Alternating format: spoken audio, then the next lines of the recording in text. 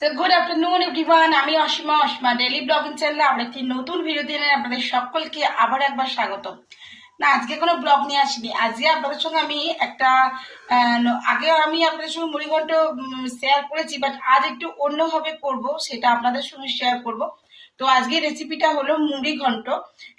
তো চলুন আমি মুড়িঘণ্টের রেসিপিটা শেয়ার করি আপনাদের সঙ্গে। অবশ্যই সঙ্গে থাকবেন, দেখতে থাকবেন আজকের ব্লগটা।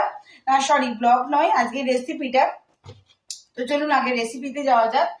আর রেসিপিতে যাওয়ার আগে আমি যেটা করব, আমি এখানে কিছুটা গোটা গরম মশলা, যেটা আমি ভাজা মশলা তৈরি করব, এই যে এখানে দেখিয়ে দিই। এখানে নিয়েছি আমি শুকনো লঙ্কা, গোলমরিচ, লং, এলাচ, দারচিনি, ছোট এলাচ, আর একটুখানি নিয়েছি আমি তোমার গোটা ধনিয়া, আর একটু গোটা জিরে। ঠিক আছে। তো প্রথমে যেটা করব আমি, সেটা হলো আমি মশলাগুলোকে একটু কাঠখোলায় ভেজে নেব।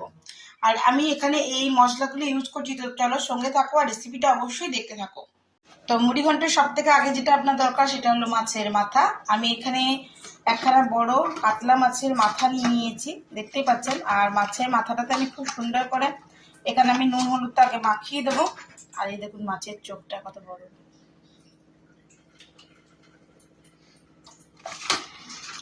আচ্ছা, তো আমি পর্যাপ্ত পরিমাণে তেল দিয়ে দিয়েছি এখন মাছের মাথা দুটো ভাজার জন্য। তো তেলটা ভালোই গরম হয়ে গেছে, আমি এবার মাছের মাথাগুলোর মধ্যে ছেড়ে দেবো।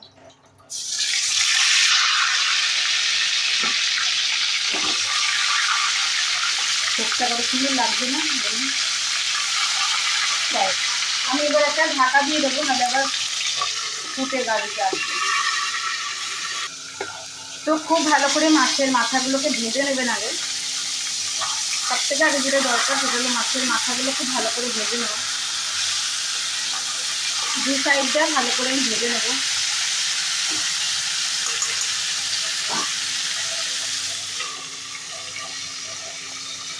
তো যে ভাজা মশলাটা আমি আপনাদেরকে দেখালাম, এই যে আমি এখানে কাঠখোলা একটু ভেজে নিয়েছি। এবার আমি এটাকে মশলাটা ব্লেন্ডার জারে দিয়ে দিয়েছি, এটা আমি একটু ডাস্ট করে নেব।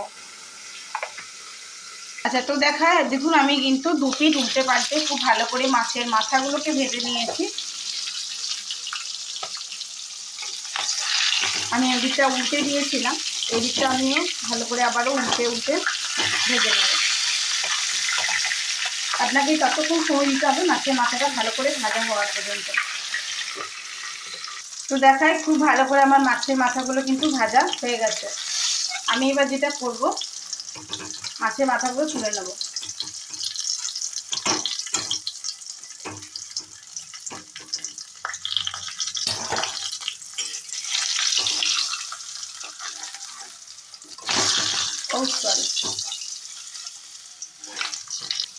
তো আমি এখানে ডুমো ডুমো করে আলুগুলো দিয়েছি, দেখতেই পাচ্ছেন। আপনারাও নাকি মুড়ি ঘন্টাতে ডুমো ডুমো করে আলুগুলো দেবেন। আর এই আলুগুলো আমি মাছের তেলের মধ্যে কিন্তু ভাজছি। আর ভাজার সময় অবশ্যই যেটা দেবো, সেটা হলো একটু নুন আর একটু হলুদ। তো আমি কিন্তু এর মধ্যে হলুদ দিয়ে দিয়েছি। এবার আমি দিয়ে দেবো একটুখানি ঢাকা, যাতে আলুটা ঝটপট ভাজাটা হয়ে যায়। আমি এখানে একেবারে স্লাইস করে, দেখতেই পাচ্ছেন, একেবারে স্লাইস করে আমি পেঁয়াজগুলোকে কেটেছি। আর স্লাইস করে কেটেছি আমি টমেটোগুলো। তো চলুন দেখাই। আশা করবো আলুগুলো লাল লাল করে ভাজা হয়ে গেছে। তো দেখুন আলুগুলো কিন্তু আমার লাল লাল করে ভাজা হয়ে গেছে। আমি এই অবস্থায় আলুগুলো এবারে তুলে নেব। এবার এই তেলেতে আমি দিয়ে দেবো স্লাইস করে রাখা পেঁয়াজের কুচিগুলো। আর অবশ্যই জানেন, পেঁয়াজ কুচি দিয়ে কিন্তু গ্যাসের আঁচ বাড়িয়ে রেখে ভাজবেন, তাহলে ভাজাটা কিন্তু ইকুয়ালি হবে। তো চলুন আমি আগে পেঁয়াজটাকে একটু ভালো করে ভেজে নিই।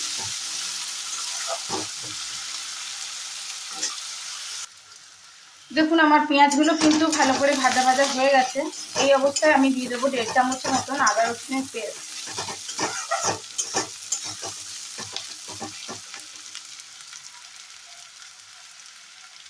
তো চলুন আমি আদা রসুনের পেস্টটা দিয়ে দিই। এই যে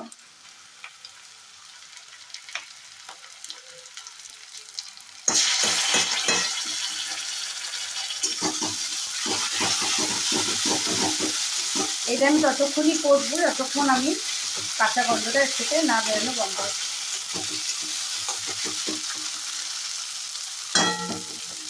এখন আমি এর মধ্যে দিয়ে দেবো কুচিয়ে রাখা টমেটোগুলো ততক্ষণই ভাজবেন যতক্ষণ না কাঁচা গন্ধটা ওর মুখ থেকে না বেরোচ্ছে।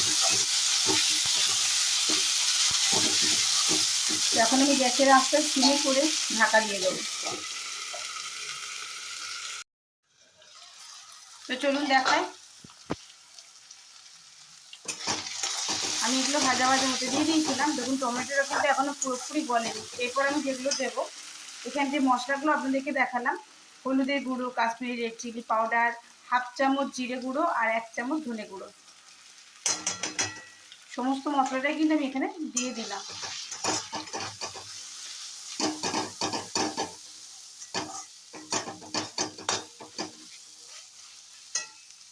এবার এই মশলাটাকে আমি কষানো মানে ওর জন্য একটু অপেক্ষা করবো, যাতে এর থেকে মশলা থেকে যে কাঁচা গন্ধ যাতে না বেরায়, তার জন্য।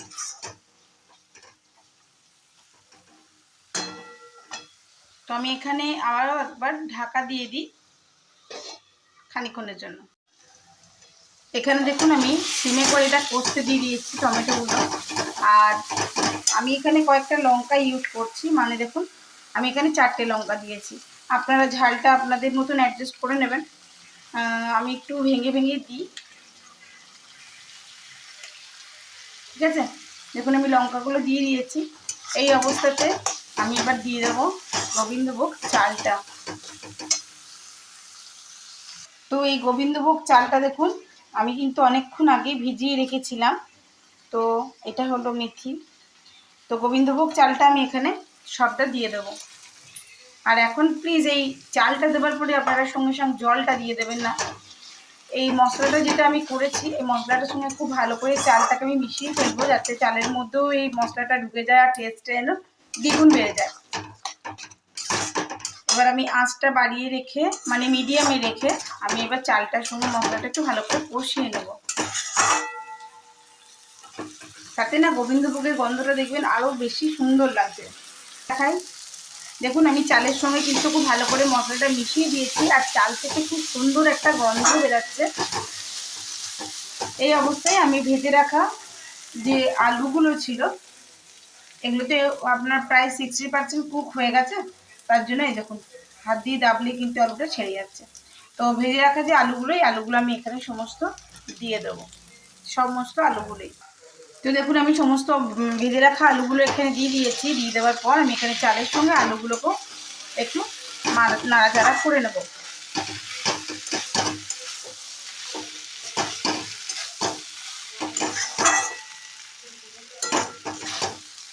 খুব ভালো করে কষে নেওয়ার পর আলুর সঙ্গে আমি এরপরে দিয়ে দেবো ভেজে রাখা মাছের মাথাগুলো। তো মাছের মাথাগুলো যেহেতু বড় বড় আছে, আমি হাতের সাহায্যে এভাবে একটু টুকরো টুকরো করে দিলাম।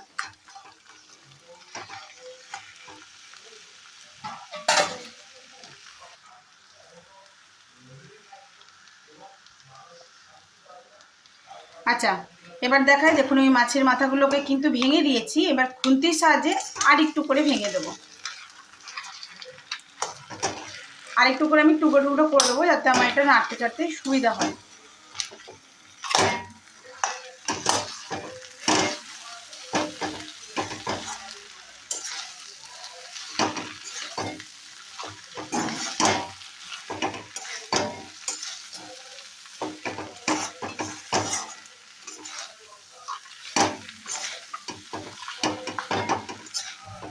দেখুন আমি খুব ভালো করে মাছের মাথাটা কিন্তু এর সঙ্গে মিশিয়ে নিচ্ছি, যাতে মশলা চাল সব কিছুর সঙ্গে যেন মাছের মাথাটাও মিশে যায়।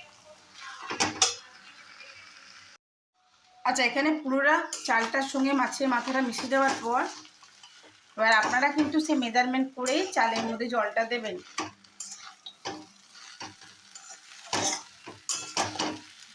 আর এখন কিন্তু একদমই চিনিটা দেওয়া যাবে না, তাহলে চালটা সেদ্ধটা ঠিকঠাক হবে না। আমি পুরোপুরি চালটা সেদ্ধ করার পরই আপনাকে চিনিটা দিয়ে দেখাবো। তো দেখায় আমি এখানে এতটা মতন জল নিয়েছি, আর জলটা আমি এখানে দিয়ে দিলাম।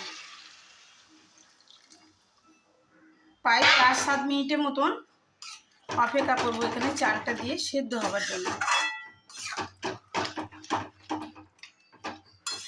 তো চলুন আমি আবারও ফিরে আসছি 5-7 মিনিট পর। যদি আমি পুরো জলটা দিইনি দেখাই, এই যে বাটিতে আছে, এটা একটু দিয়ে দেবো। গ্যাসটা একটু হালকা মিডিয়াম বাড়িয়ে দিলাম।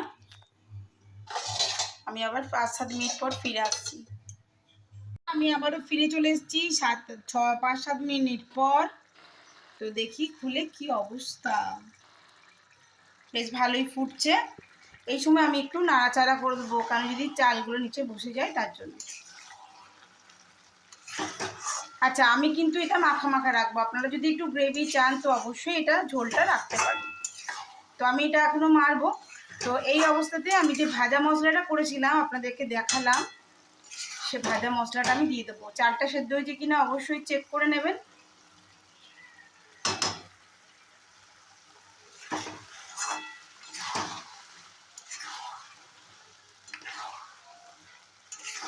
এই দেখুন কীভাবে শুকিয়ে যাচ্ছে, দেখতে পাচ্ছেন। আর এই পর্যায়েতে আমি এখন দিয়ে দেবো সেই ভাজা মশলাটা। ভাজা মশলাটা মানে এটা যেটা আমি আপনাদের সামনে করে দেখালাম, এটা আমি 1 চামচের মতন দেবো। আমার অনেক কাজে লাগে ভাজা মশলা, পরে আবার করতে লেগে যাবে। আপনারাও করে রাখতে পারেন, পরে আবার ব্যবহার করতে পারেন, ঠিক আছে। তো এই যে দিয়ে দিলাম, যতক্ষণ না দেখবেন চালটা সেদ্ধ হয়েছে, দাঁড়ান দেখায়। আলুটা এই যে কেটে যাচ্ছে, দেখলেন তো, আলুটা কিন্তু সেদ্ধ হয়ে গেছে। এবার এই ভাজা মশলাটা আমি খুব ভালো করে এর মধ্যে মিশিয়ে দেবো। আর নামাবার আগে অবশ্যই যেটা দেবো সেটা হলো চিনি। চিনিটা দেবো, আর দেবো আমি একটু বাটার। আপনারা চাইলে ঘিটা ইউজ করতে পারেন, বাট আমি যেহেতু ঘি ইউজ করতে পারবো না তাই করলাম না। আচ্ছা, তো দেখায় আমি এখানে চিনি নিয়েছি 1 চামচ মতো। 1 চামচ দেবো আর একটু দেবো, ঠিক আছে। বা আপনারা কিন্তু চিনির টেস্টটা আপনাদের টেস্ট অ্যাকর্ডিং নিয়ে নেবেন। এবার আমি এদিকে ঘুরিয়ে দিই ক্যামেরাটা, আপনাদেরকে দেখাই। এবার খুব ভালো করে এটা নাড়াচাড়া করে দেবো আমি।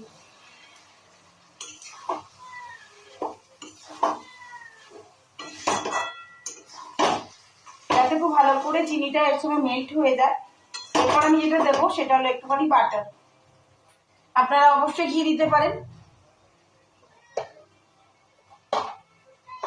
তো আমি এখান থেকে বাটারটা নিয়ে নেবো।